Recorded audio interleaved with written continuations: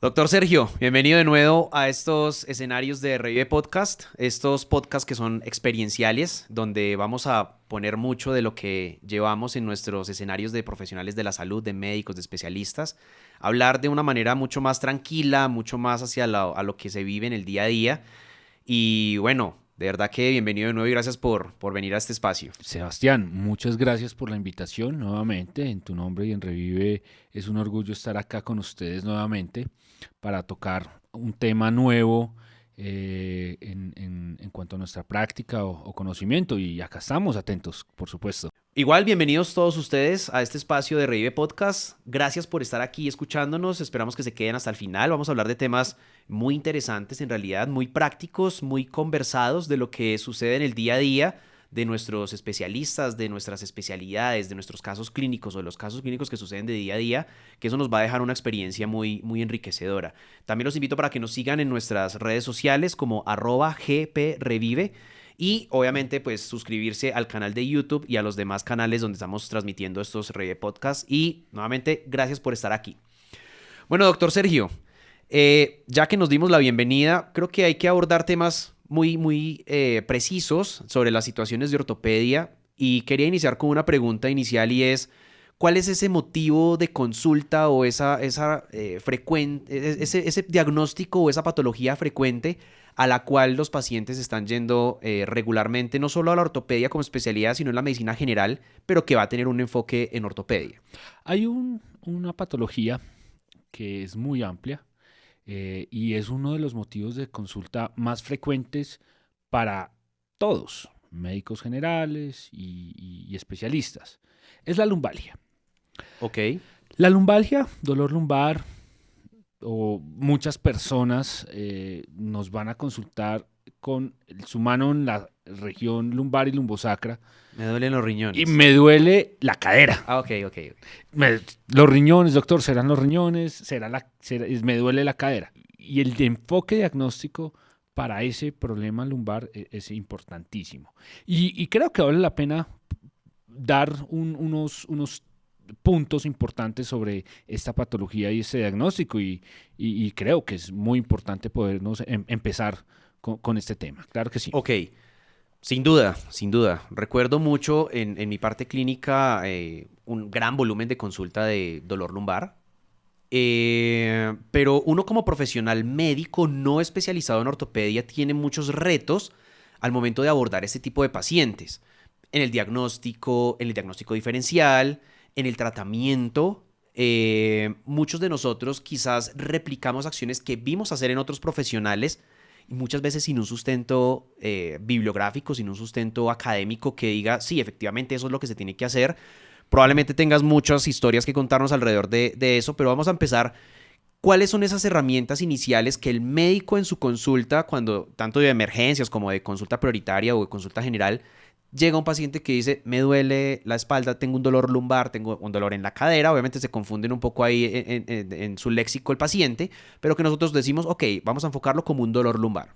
Es bastante importante empezar a enfocarlo. El 80% de las personas que estamos haciendo actividades normales de la vida diaria, en algún momento tenemos un episodio de lumbalgia. Casi todos los que nos escuchan, el 80% de los que nos escuchan, ¿Tiene según o ha los tenido? estudios, ha tenido O va a tener. o recuerda o va a tener Ok. en algún momento de su vida dolor lumbar. O sea, la magnitud es amplia. De ahí muchas personas no consultan porque, Yo creería que es lo más frecuente. claro, muchas personas dicen, no, pues estos 2 días se me pasó, fue lo que muchos mencionan, no fue un mal esfuerzo, Tomémonos un eh, analgésico de farmacia y miramos si su resuelve. Advil, su naproxeno y resuelven y ya. Pero hay un porcentaje de personas que van a llegarle a la consulta donde tienen su acceso a consulta médica. Claro. Ahora con virtualidad, de pronto un poquito más frecuente virtualidad, un poquito más difícil por cosas de la pandemia, pero te van a llegar. O sea, seguirá siendo un motivo de consulta frecuente, regular Te van a en el llegar, escenario. exactamente. Y lo primero que debemos recordarles a los médicos, y muy importante, es el enfoque clínico. La semiología, la historia clínica, es la herramienta donde te da un 70-80% de seguridad en tu diagnóstico, o ya tienes en tu cabeza unos 2 o 3 probables diagnósticos cuando tú haces una adecuada historia clínica. Ese es un mensaje importantísimo. Recordar la semiología, recordar cuánto tiempo lleva de dolor, y si nos enfocamos en dolor lumbar, entonces sabemos que un dolor lumbar agudo es un dolor que lleva menos de 2 semanas, un dolor subagudo entre 2 semanas y 3 meses, o un dolor lumbar crónico que lleva más de 3 meses. Además que ahí en el escenario del dolor lumbar, yo me atrevería a decirlo y me corriges por favor, que el diagnóstico de lumbalgia o dolor lumbar es un diagnóstico sintomático, más que el diagnóstico raíz de lo que llevó al paciente a esa lumbalgia. Entonces hay que hacer pues una historia clínica muy completa para poder decir, esa lumbalgia viene a raíz de estas situaciones clínicas que tienen al paciente en esa condición. Sí, realmente como enfoque se dice que es un síndrome, porque Claro. un síndrome es, la definición exacta son signos y síntomas previos a una enfermedad o una patología específica. Esa es la definición de síndrome. Entonces, sí, la historia clínica es lo más importante. Tú los doctores que nos están escuchando, los doctores que nos están en formación, es muy importante recordarles eso. ¿Cuánto tiempo tiene el dolor de la persona? La localización exacta del dolor. De la localización podemos profundizar un poco, porque Claro. realmente el dolor lumbar es en la zona lumbar, dorsolumbar, glútea, y no es la cadera lo que duele allí. Claro. Y yo como especialista en cirugía reconstructiva de cadera, pues me llega bastantes remisiones y bastantes consultas diciendo, doctor, es que me mandaron Tiene un porque problema en la cadera. me duele la cadera. Y uno hace todo el enfoque, por favor señáleme dónde es la cadera, dónde es el dolor. Y señalan la región lumbar. Entonces uno ya descarta en ese momento alguna patología de la cadera. La cadera, pues creo que no, para no dejar la idea incompleta, la cadera duele en la región inguinal. Ok. Y otra de las zonas que se confunden con el dolor inguinal es el dolor en la región trocantérica. Entonces son 3 cosas diferentes que se relacionan más o menos con la misma manera de señalar. Me duele este punto o este. Ya, con eso sacamos, solo por historia clínica, descartamos una cantidad de situaciones. Exactamente. Listo, volvemos a la semiología del dolor lumbar.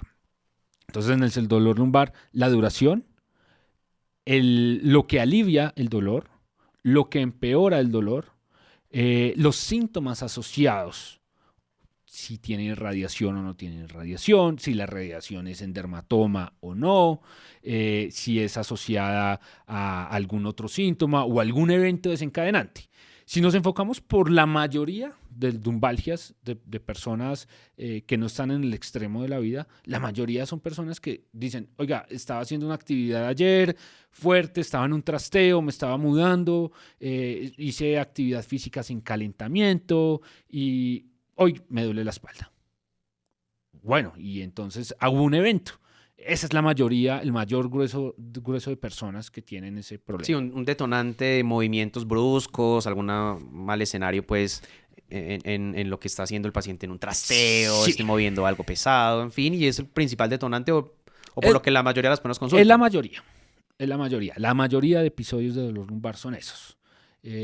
Bueno, y me asusto porque qué tal que tenga algún otro problema, qué tal que tenga alguna otra cosa, entonces eso los lleva a consultar y no sé qué hacer, y es muy razonable, y los médicos que reciben ese paciente, el consejo es que se involucren en esa historia clínica con el paciente y sus miedos y sus preguntas, y respondan la pregunta. Claro. La pregunta, ¿qué pregunta tiene respecto a lo que encontramos, a lo que hicimos? Y ese es un consejo muy valioso. Ese punto que es muy filosófico, o sea, Sí. respondas a la pregunta. A mí me gusta mucho el pensamiento crítico, me gusta mucho la filosofía, por cierto, leo mucho de filosofía. Y la filosofía es eso, de hecho a veces ni siquiera responderse preguntas, hacerse las preguntas. Hágase las preguntas necesarias para usted enfocar cualquier situación de la vida, en este caso el contexto del paciente con dolor lumbar. No solo la pregunta que trae el paciente, sino la pregunta que yo me puedo hacer como profesional frente a esa situación, ¿cierto? Y buscar esas respuestas o esos escenarios que me van a llevar a enfocar mucho mejor esa situación. Pasa algo actualmente, de pronto esa consulta del dolor lumbar la vemos, y espero pues no ofender con la pregunta, pero muchas veces vemos como ese escenario del dolor lumbar como el motivo de consulta fácil. Es un dolor lumbar. Y como restarle un poco de importancia a eso porque no es la arritmia, no es el problema cardiovascular, la persona no se está muriendo, no tiene una inminencia de muerte inmediata, entonces, me llegaron cosas sencillas en dolor lumbar, pero vemos que ese dolor lumbar tiene una repercusión económica grande en la parte pues de incapacidad como tal, que muchas veces nosotros como profesionales de la salud minimizamos ese motivo de consulta y decimos, ok, pues no tengo la emergencia cardiovascular, no se me está muriendo y tengo una lumbalgia, la vamos a ir dilatando. Bueno, entonces tenemos en urgencias mucho congestión, diferentes casos y una lumbalgia. Esto, vamos a valorarla. Entonces, sí, se le resta un poco la importancia al y es razonable, pues existen situaciones de urgencias vitales, claro, y existen situaciones de urgencias que hay que valorar y hay que ver y hay que destinarle el enfoque apropiado. Entonces, primero es entender que la lumbalgia hay que darle espacio. Hay que escuchar el paciente, escuchar sus miedos, escuchar sus preguntas respecto a la patología que tiene. Pero para poder hacer eso hay que tener el conocimiento de cuáles son los signos de alarma en una persona que consulte con lumbalgia. Eso es clave y es muy importante porque si viene como único síntoma la lumbalgia con fiebre, pues es un signo de alarma. Claro. Claro, si es una persona con lumbalgia en extremos de la vida, personas muy jóvenes o personas mayores, atentos, ahí hay algo. Si es una persona que te consulta nuevamente por dolor en la espalda y que se asocia a pérdida de peso, no intencional, a sudoración, a decaimiento, a síntomas generales, entonces, a ver, hay que enfocarlo apropiadamente y es una misión importante en los servicios de urgencias poder hacer un triage apropiado y destinar al paciente con su patología a donde debe estar. Y el médico es clave en ese contexto porque va a hacer estudios adicionales o va a hacer tratamiento basado en los síntomas normales de una lumbalgia. Haciendo ya toda esa diferenciación de síntomas diferentes y asociados a la lumbalgia, pues nos enfocamos, por ejemplo, a la más frecuente en este momento que podemos hablar sobre la lumbalgia mecánica, claro, que es la persona con su antecedente de actividad física, que tiene dolor en la espalda y es un dolor que no es irradiado, es un dolor que se activa con el cambio de posición, con el movimiento o con la acción normal para la persona y que disminuye el dolor en reposo. Listo, no está irradiado, no se asocia a otros síntomas, listo. Ahora sí podemos pensar que es la lumbalgia mecánica común y corriente que se me va a mejorar con algunas medidas adicionales y tratamiento apropiado, dependiendo de sus antecedentes, dependiendo de sus enfermedades. La situación es muy amplia y mira que solamente estamos hablando de historia. Una lumbalgia. Sí. Una lumbalgia. Claro. Hay un componente de historia clínica y semiológico trascendental ahí. Completamente. Entonces, está bien entender que es un motivo de consulta frecuente y está bien entender de que cuando usted lo valoró y cuando usted hizo el diagnóstico y cuando usted mira si su tratamiento ha sido exitoso o no, puede decir, es una lumbalgia. Antes no. Sí, lo que pasa es que nosotros somos en la parte médica la medicina tiene dos contextos, para mí el contexto de la prospectiva y el contexto de la retrospectiva. Cuando analizas un escenario, cuando ya está el diagnóstico, el tratamiento, y llevas días, semanas con el paciente ya en tratamiento, pues es más fácil decir, ah, no, era esto, porque no se te ocurrió tal cosa. Pero cuando vas en la medicina prospectiva, obviamente llegar a esa precisión diagnóstica, pues es más compleja.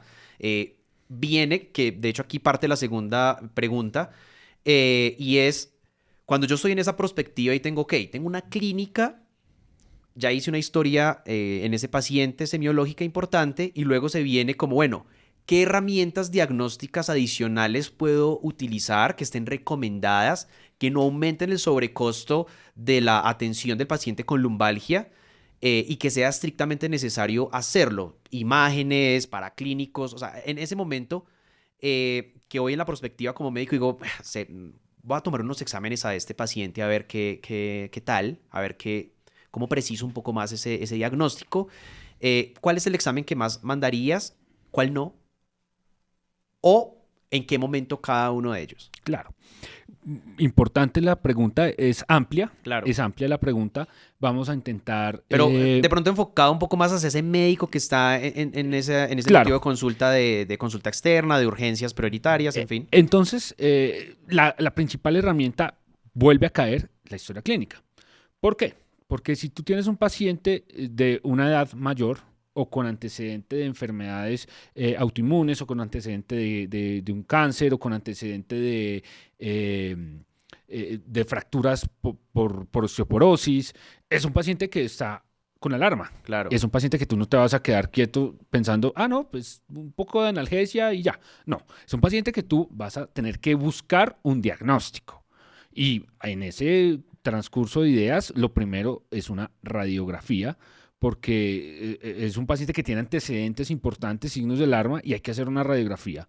La radiografía te da en ocasiones una idea importante en urgencias, y cuando se sospecha que realmente hay un problema de estructural óseo en algún cuerpo vertebral, pues no se puede quedar uno allí nomás.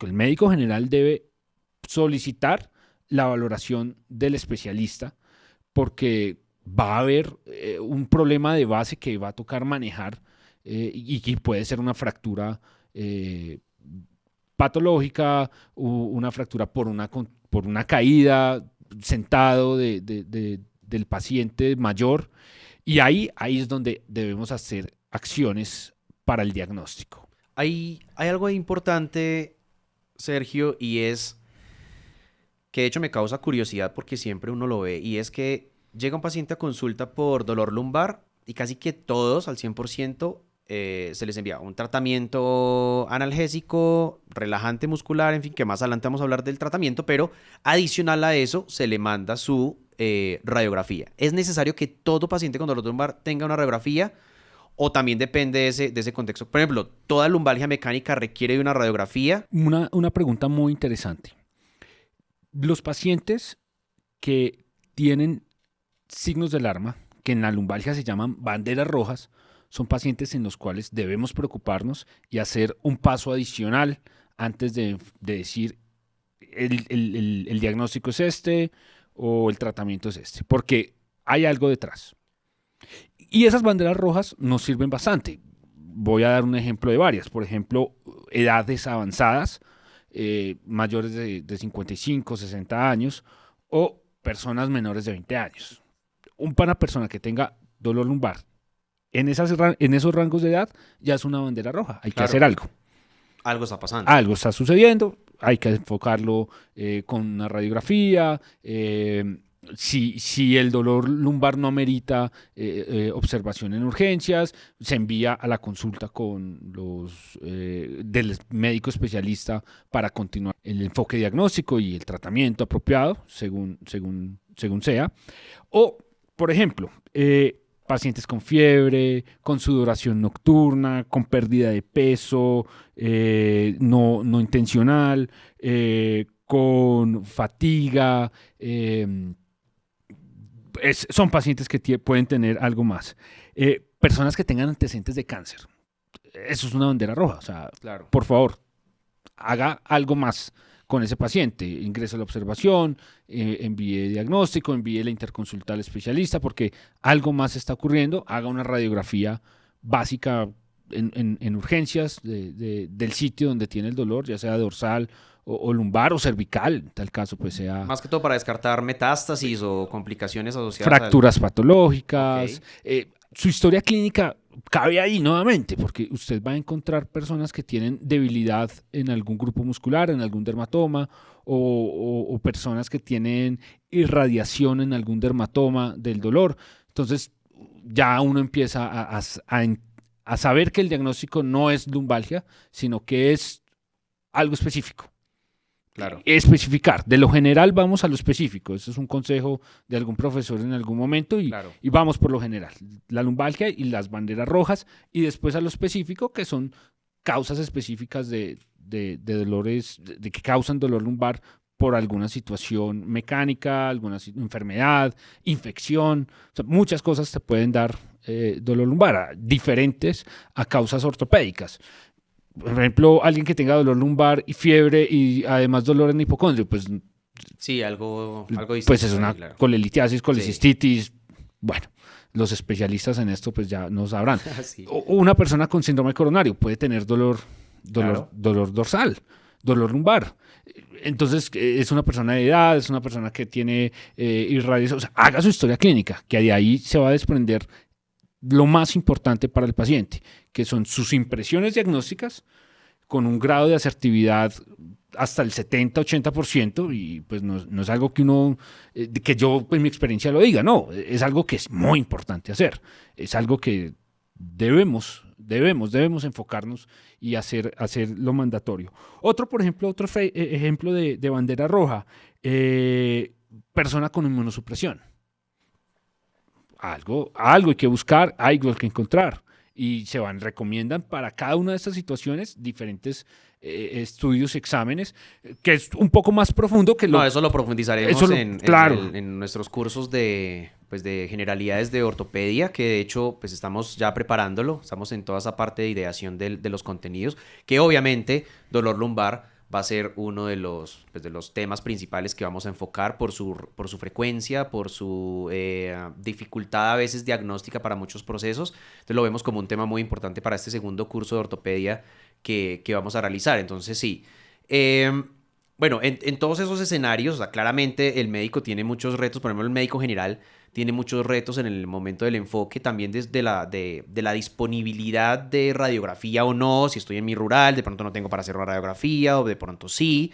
Puede que no tenga acceso al especialista en ortopedia en el lugar donde estoy, me toque referir a ese paciente, que probablemente no sea por urgencia, pero que sí requiera un manejo y un enfoque después por ortopedia. Cuando entonces tomo esa decisión de decir, bueno, o estoy enfocando inicialmente como quizás una lumbalgia mecánica y voy a darle manejo inicial, como cuánto tiempo me puedo dar, si el motivo de consulta puede ser recurrente, entonces ya empiezo a buscar, bueno, probablemente estoy aquí con una limitación quizás del conocimiento en continuar y voy a optar por el especialista. O sea, ¿cuándo definitivamente? Porque si llenamos a ortopedia de dolor de lumbar, pues no sé qué tan bueno sea eso también para pues primero por la poca disponibilidad de ortopedia que tenemos aún en nuestro país y lo otro, pues creo que no todos deberían ser manejados por ortopedia. Bueno, esa es una pregunta muy interesante que creo que podemos discutirla en varios puntos importantes. Claro. Y desglosarla porque ortopedistas existen y creo que en muchas partes centrales del país están. El problema es la distribución. Creo Claro. que es un tema sociológico importante que pues Sí, todos no, preferimos ir a una ciudad un poco exactamente, más grande, más... exactamente, pero pues no nos corresponde a nosotros decidir en qué sitio va a estar la mayor concentración de un especialista u otro, porque pues es un tema, no nos corresponde. Pero esta herramienta de comunicación creo que es muy importante y vital para llegarle a esos médicos que están en una zona rural, alejada de cualquier sitio con algún grado de complejidad mayor, y en esos pues podemos pensar cómo le podemos ayudar con estas herramientas.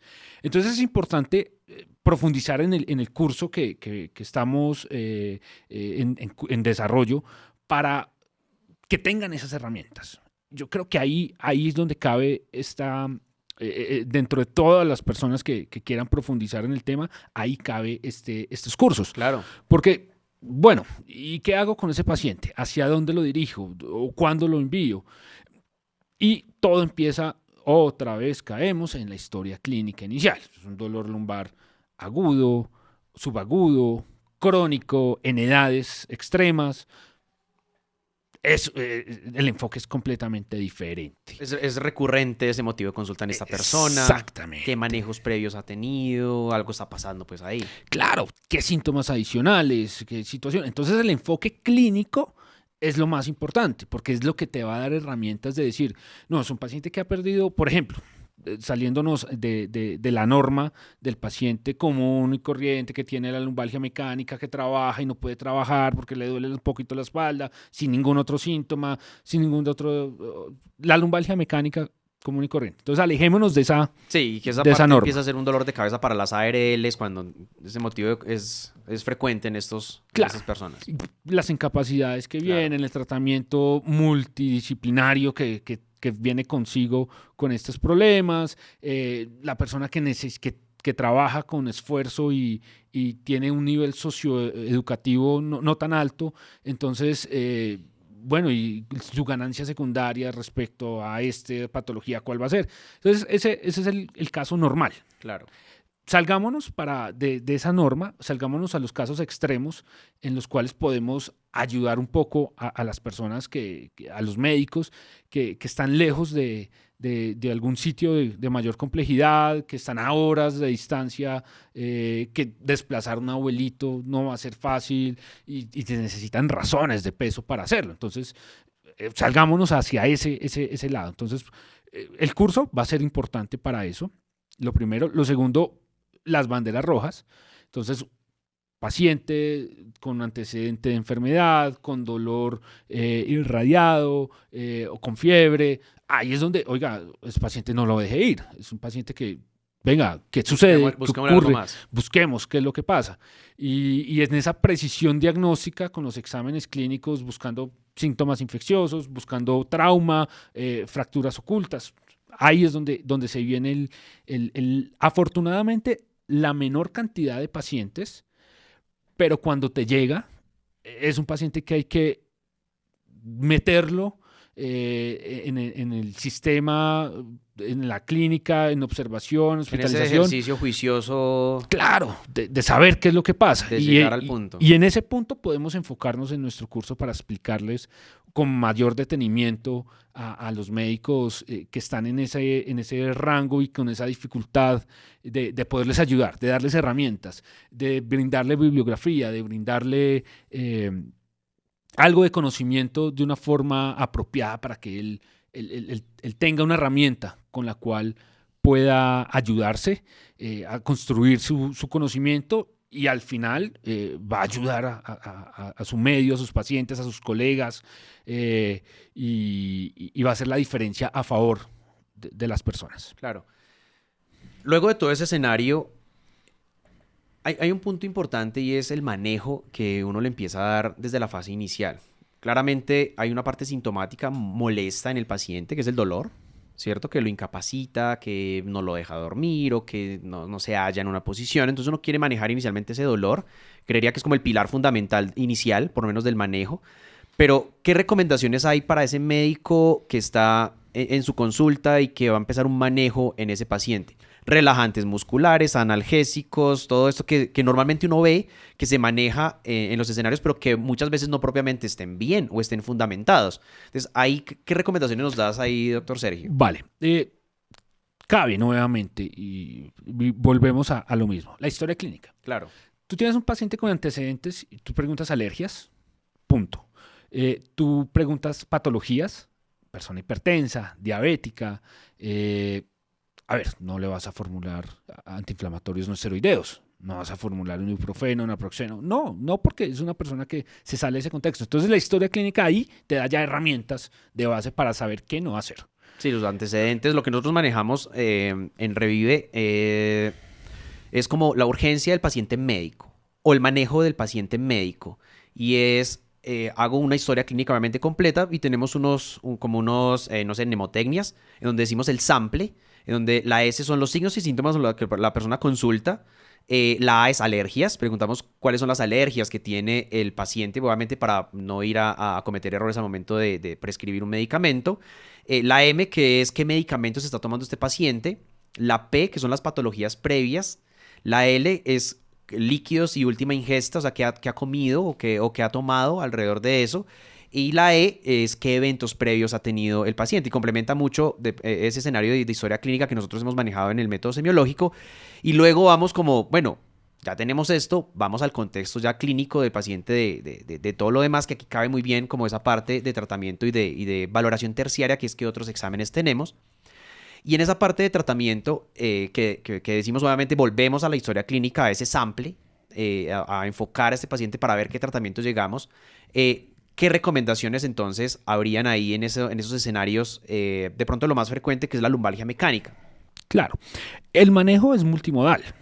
Para ese paciente, nuevamente, lumbalgia mecánica, sin enfermedades, sin alergias, sin situaciones previas y la estrategia que me explicas que ustedes utilizan cabe, válida y útil en estos casos también, en donde, listo, el manejo multimodal para esa lumbalgia mecánica es, primero, antiinflamatorios no esteroideos. Punto. No más de 7 días, en urgencia se puede utilizar, ambulatoriamente se puede utilizar. Lo segundo es la terapia física. Y es una discusión buena, amplia y bastante importante. Mis profesores de cirugía de columna y las publicaciones a las cuales ellos nos invitan a leer, Claro. nos lleva a que hasta el 95% de las personas con problemas estructurales en la columna pueden salvarse de cirugía. No necesitan cirugía si entienden y comprenden la importancia de un adecuado estado osteomuscular y un entrenamiento diario y una condición de poderlo entender y hacerlo diariamente. Yo creo que ahí entramos en un contexto muy importante, porque cada vez, de hecho, la evolución de la medicina en todas las disciplinas, desde la cirugía general, cirugía de ortopedia, está buscando manejos un poco más conservadores en los pacientes, más clínicos, más como evitar llevar al paciente a un procedimiento quirúrgico que es un trauma adicional. Una cirugía es un trauma adicional, controlado obviamente, pero que se buscan otras vías en donde la fisioterapia y la terapia pues, física en ese momento va a jugar un papel preponderante en el enfoque, manejo y de hecho tratamiento o control al mediano y largo plazo de ese paciente. Sí, este tema es bastante importante. En la consulta normal que uno recibió la formación básica, sí, no, y terapia física. No, pero en la actualidad realmente tienes un papel preponderante. Claro. Es muy importante. Prevenir es muy importante. La prevención hace referencia a hacer las actividades mínimas diarias que se necesitan para tener unos músculos fuertes que tengan un adecuado balance lumbopélvico y pues el iliopsoas es el músculo que manda la parada allí. Claro. Y el iliopsoas, ¿cómo lo vamos a fortalecer? Entonces, hay estrategias clínicas individualizadas porque pues, no podemos pedirle a la persona de 80 años con varias enfermedades, con un problema para poder desplazarse, en pandemias y los hijos trabajan. Entonces, bueno, ¿cómo le llegamos a esa persona? Esa es la pregunta. ¿Cómo hacemos para llegar a esa persona y qué ejercicios podemos enseñarle a ella mínimos que no sean traumáticos y que no implique un desplazamiento diario, constante por todo lo que se viene? Y que si se hace, efectivamente va a ayudar a aliviar a esa persona, de pronto no en la fase aguda, pero sí a mediano y a largo plazo evitar llegar a cirugía y mejorarle los síntomas de forma adecuada. Esa es la pregunta. Y hay que estar, la persona debe estar enfocada en su sitio. ¿Yo dónde estoy? ¿Y qué herramientas tengo a mi lado? y qué especialistas tengo a mi lado o qué terapeutas tengo a mi lado que me puedan ayudar a fortalecer ese plan educacional en el sitio donde estoy, independiente. Estoy en Puerto Escondido, por así decirlo. Sí. Pues estoy en Puerto Escondido. ¿Qué herramientas yo tengo? Esa es la pregunta que se debe hacer el médico allá en Puerto Escondido. ¿Qué herramientas tengo yo para ayudarle a esa persona que no se va a ir a una cirugía, no se va a ir a recorrerse cuántas horas en un camino, porque no hay cómo, no hay forma, no hay dinero? Bueno, por la razón, no hay quien la lleve, no hay quien esté pendiente, por la Sí, razón que muchas sea. situaciones Claro. que no son, de hecho, extrañas, de hecho pueden ser más frecuentes de lo normal en nuestro contexto de país por por la topografía, por que tenemos lugares que son relativamente lejos, donde el acceso es difícil, sacar a un paciente va a ser un poco más complejo para ese tipo de escenarios. Yo creo que ahí juega un papel muy importante el seguimiento de ese paciente, o sea, el médico empieza a darle manejo, lo que te decía la medicina prospectiva, ¿cierto? En donde voy haciendo un manejo inicial, miro cómo funciona. Creo que es un paciente que puede darte tiempo por lo menos la lumbalgia mecánica, dependiendo de la condición de consulta del paciente, pero le puedes, le puedes ir dando manejo. Hago una terapia inicial, fisioterapia, veo cómo responde, utilizando obviamente esos recursos que tenemos a nuestro alrededor. Claro. Entonces el médico, la idea es que tenga una formación clara, ubicarse en su sitio, nosotros brindarles herramientas para poder él en su sitio, en su lugar, tener conocimientos claros de a dónde enfocar el paciente. Es un paciente que lo vamos a enfocar de forma ambulatoria, es un paciente que necesita remisión, es un paciente que necesita diagnóstico, listo. Brindémosles esas herramientas al médico, ayudémosle a que sea consciente en qué sitio vive, que pregunte qué herramientas tiene, las utilice, convoque, se ayude a su clínica, a su hospital, a su servicio, a manejar apropiadamente a esos pacientes, a darles el control. Y en ese la terapia física es importantísima. Tú tienes una terapeuta, por favor, pídele que hagan unos folletos sobre cómo hacer los ejercicios básicos, mínimos, diarios en la persona con lumbalgia mecánica normal, una persona adulta que tiene su desplazamiento normal, y cómo pueden hacer esos ejercicios diarios mínimos que van a evitar problemas mayores, más cuando, por ejemplo, es una persona que le toca un trabajo pesado y fuerte, y cómo hacer ese manejo. Y en el extremo de la persona mayor, adulta, de que pues no tiene muchas maneras de ir por todo lo que hablábamos Claro. ahorita a algún sitio de terapia. Entonces, dele su folleto, ayúdele a hacer unos ejercicios iniciales, no lo deje ir desde urgencias rápido sin que, si tiene la forma de tener una terapeuta ahí que le explique un par de ejercicios, lo motive, la aliente, además del manejo analgésico, y es clave que el médico tenga el conocimiento claro para tener la tranquilidad que está haciendo bien, y explicarle ejercicios y estas herramientas que vamos a utilizar y como método de tratamiento van a mejorarle a mediano y largo plazo y evitar que su problema empeore. Entonces nos puede salvar de una cirugía. No, además que creo que fisioterapia empieza a ser uno de los mejores aliados de la ortopedia en muchos contextos, incluyendo este de dolor lumbar. Porque de hecho ayuda en el manejo agudo del dolor del paciente con unos ejercicios. Yo he tenido dolor lumbar, he tenido terapias con fisioterapia, valga la redundancia, que te ayudan bastante. O sea, uno ve en la fase aguda, en los primeros 3 días de esa parte crítica del dolor, la gran mejoría que uno tiene, obviamente, con el tratamiento médico, pero esa parte física, de terapia física, es vital. Claro, es que es muy importante entender al paciente. Si es un paciente que tiene un trabajo demandante, un trabajo fuerte y tiene un dolor en la espalda, a ver, ¿cómo va a trabajar? ¿Cómo va a rendir en su trabajo? Te lo van a devolver del trabajo. Claro. Y te va a reconsultar. No es que me devolvieron del trabajo porque no puedo. Entonces, a ver, ubiquémonos, ayudémosle, demos los días de reposo apropiados. No es un pecado, no es un pecado, es algo que está bien. Y es otra de las cosas, por ejemplo, que vale la pena hacer un paréntesis acá, de decirle a los médicos, oiga, no les dé pena ni vergüenza, ni les dé miedo hacer unos días de incapacidad, que no sea 1 o 2 días, que sea un poco más. No le vas a dar 20 días, no le vas a dar 2 días. A ver, Déjalo recuperar. Déjalo, claro, Sí, ayúdale, entiéndelo, ponte de su lado y verás cómo el paciente hace clic contigo. claro. Gracias, doctor. Se preocupa por mí. Y ese sentimiento del paciente hacia el médico que lo está viendo es hacer clic con el paciente, con el familiar, responder la pregunta a la cual tiene miedo, tiene susto o que lo lleva a consultar. Y esa pregunta contestada, ese clic, lo mejora. Porque tú estás teniendo confianza en tu tratamiento, estás teniendo confianza en tu método de tratamiento. Y tu método de tratamiento está basado en conocimiento.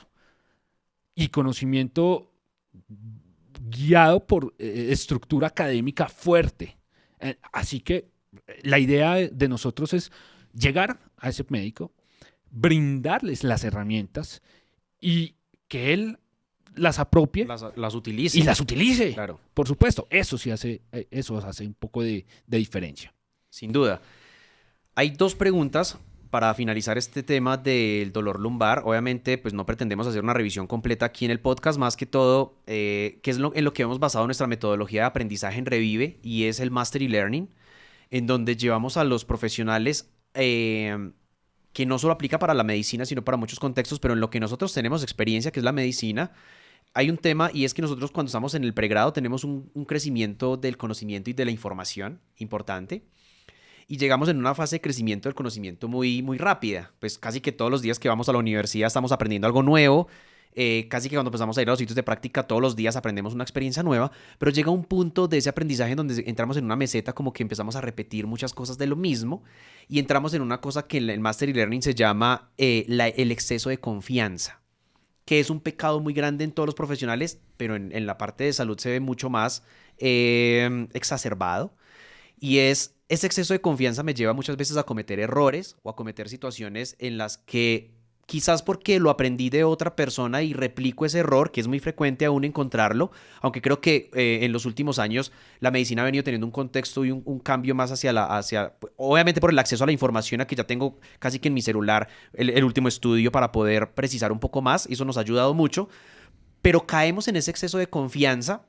Luego viene una caída del conocimiento en donde yo digo, bueno, estoy en exceso de confianza y alguien nos muestra que en realidad nosotros creemos que sabemos, pero es porque todavía no sabemos lo que no sabemos. Y es un juego de palabras interesante acá, y eso se basa en el Mastery Learning, y es, usted cree que sabe, pero es porque todavía no sabe lo que no sabe. Es decir, como todavía desconoce esto, usted cree que lo sabe, pero es porque todavía no se lo ha mostrado a alguien. Y lo que queremos con estos podcasts es eso, como mostrar esa parte de, venga, quizás usted todavía no sabe esto tan amplio que hay aquí, y lo motivamos a que construya ese verdadero dominio, ese Mastery Learning o ese aprendizaje hacia el dominio, con información adicional y obviamente con el rigor académico personal de entrar a profundizar todos los días. Yo siempre a los estudiantes de nuestra empresa, de Revive, los animo a que lean 1 hora diaria. Léase 1 hora diaria de un tema distinto al que usted todos los días está manejando. En el año va a tener 360 horas más de un conocimiento que quizás antes no tenía, y que eso va a ir ampliando un poco más el escenario. Y léase otros 30 minutos o 1 hora de algo distinto a lo que es medicina, economía, cultura, lo que sea, y eso va a enriquecer muchísimo a ese profesional. Y eso es el Mastery Learning. El Mastery Learning es ir ampliando como ese conocimiento. Sin duda lo vamos a manejar en el curso de ortopedia en estos escenarios. Hay esas dos preguntas que te voy a hacer que van muy enfocadas a esto de cómo alcanzo el dominio. Y es, ¿cuáles son esos errores o esas cosas que uno dice, no haga eso, por favor, en dolor lumbar? No lo haga, no lo replique. Y por favor comunicar a los demás que no lo vuelvan a hacer. O sea, es una de las cosas en las que quiero enfocar mucho estos podcasts, y es esos errores frecuentes, esas cosas que uno dice, esto es absurdo, no lo vuelvas a hacer. Valioso todo lo que me cuenta Sebastián, realmente importante. Y el método de aprendizaje, wow, increíble. Estoy impactado gratamente por esa manera de hacerlo, y bueno, acá con mis servicios para aprender, porque son cosas para mí novedosas, Claro. que pues me pongo a ampliar un poco mis expectativas de enseñanza, de aprendizaje. Y personales y herramientas para construir. Es importante. Ahora, la pregunta, ¿qué cosas? Pues, primero, ¿qué no haga? Por favor, valore bien a su paciente y haga la historia clínica completa. No deje de hacerlo. Lo primero, primer consejo. Segundo, tenga en cuenta las banderas rojas de dolor lumbar. Si usted no tiene en cuenta esas banderas rojas de dolor lumbar, la embarra. La embarra porque no enfoca bien a su paciente. Y lo tercero, en el tratamiento. Entonces, a ver, la historia clínica ya te dio, como habíamos hablado ahorita, herramientas. Y medicamentos que no se pueden dar, por favor, no lo haga. Cuando tú eres alérgico o cuando tú eres hipertenso y tú eres diabético, no utilice AINES, por favor. Evítelos. Evítelos. No AINES. Tenga en cuenta que existen manejos adicionales de acetaminofén, paracetamol o Dolex, como quiera llamarlo, que pueden ayudarle en una dosis adecuada al paciente junto con la terapia física. Punto. Hay medicamentos, por ejemplo, uno que, por favor... Ese es el de la pregunta.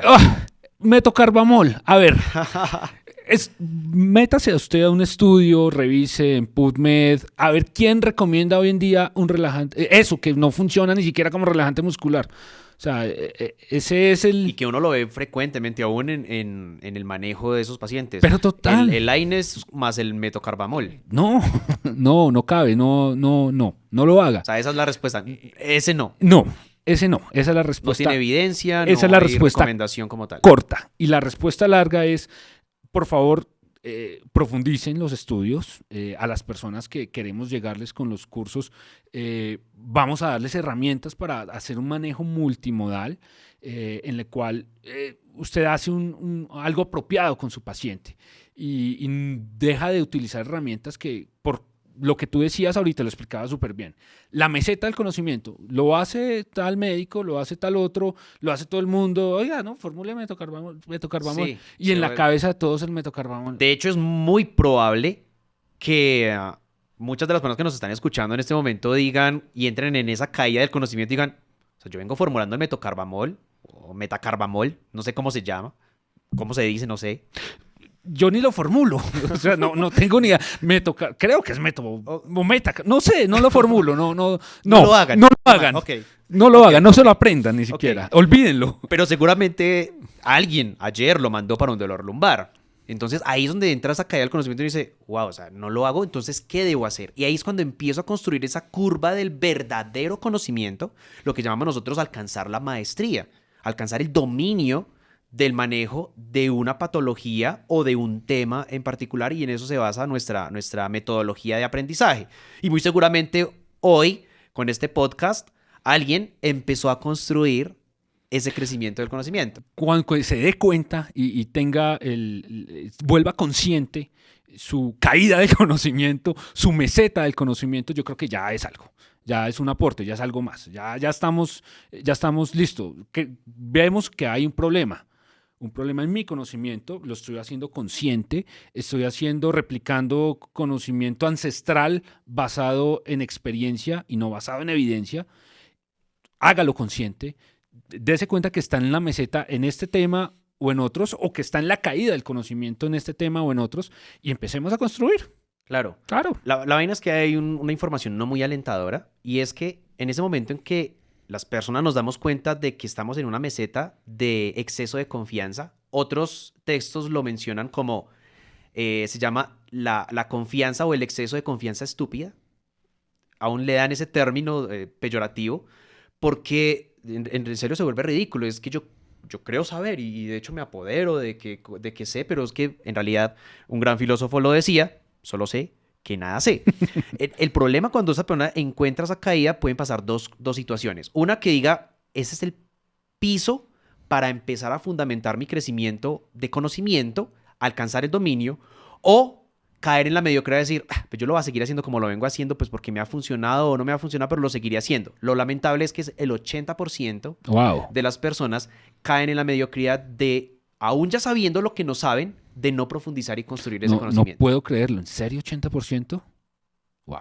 En eso por eso es que yo muchas veces digo que ser destacado es lo más fácil, porque la masa está en la mediocridad. La masa de las personas en temas de conocimiento hablando está en no leer más, en no estudiar un poco más y hacer ese pequeño esfuerzo de disciplina de todos los días, al menos dedicar 1 o 2 horas de lectura de las 24 horas que tiene el día, me ponen el 20%. Increíble. Solo eso. Y no es difícil. Tú y yo lo hemos vivido. Sí, pues Si nos hemos especializado y hemos hecho unos estudios adicionales y nos preocupamos por ser mejores en lo que estamos haciendo, pues es porque hemos tomado la decisión de ir a ese 20% de especializarnos y de llegar al dominio. no, yo estoy preocupado, porque qué tal que en algunos temas, en algunas cosas estén en esa meseta. meseta de tranquilidad. Ah, sí, tú ya dominas el tema. No. Creo que es importante enfocarse y pues me llamas la atención y bueno, aquí estoy para aprender. Claro. Algo adicional, pero no me quiero quedar acá. Vamos a trascender un poco más en algún tema interesante, importante y que apasione. Creo que eso es importante. Bueno, para cerrar ya este podcast del dolor lumbar, ¿qué tips, 3 o más tips que tengas fundamentales? Creo que podríamos retomar algo que nos habías dicho anteriormente, las banderas rojas y todo lo demás, pero esos tips entregables ya para que nos vayamos con ese mensaje final de decir, ok, en este paciente de dolor lumbar voy a tener en cuenta esas recomendaciones. Vale, tú me mencionas tips y mensaje como para llevar a casa. El entregable, sí. Sí, recuerdo algún profesor, alguna profesora que decía, ese para llevar a casa, cuestionémoslo. Y, bueno, cuestionémoslo, pero entreguémoslo. Que sea cuestionable, pero entreguémoslo. Primero, creo que es de conclusión personal, esa meseta del conocimiento, esa caída del conocimiento, es un mensaje para llevar a casa. Primero, me parece importante. Segundo, las banderas rojas. Las banderas rojas, recuérdelas, repáselas. Nosotros en el desarrollo de nuestro curso vamos a entregarlas, digámoslo, que las tengan ahí. Plasmaditas ahí. Sí. Esas son banderas rojas. Y lo siguiente es la historia clínica. Es el 70-80% del enfoque apropiado diagnóstico. Usted no se levante de la entrevista con el paciente hasta que tenga ideas o idea de cuál es el diagnóstico de su paciente. Usted lo complementa con un examen físico apropiado y llegó, porque usted sabe qué va a pedir, qué va a hacer y qué enfoque tiene con el paciente. Serían mis 3 tips como conclusión de este podcast. Buenísimo. Eso último que dices me pone a reflexionar mucho. Muchas veces cuando estamos leyendo, estudiando y vemos que, enfoque diagnóstico, historia clínica. Y dice, ok, historia clínica. Y pasamos al siguiente de exámenes y paraclínicos. A veces perdiendo un poco de valor a la historia clínica, al examen físico. Pero lo importante ahí también que yo lo agregaría como un entregable y es, ¿cuáles son las preguntas apropiadas que yo debo hacerle a ese paciente para llegar a eso?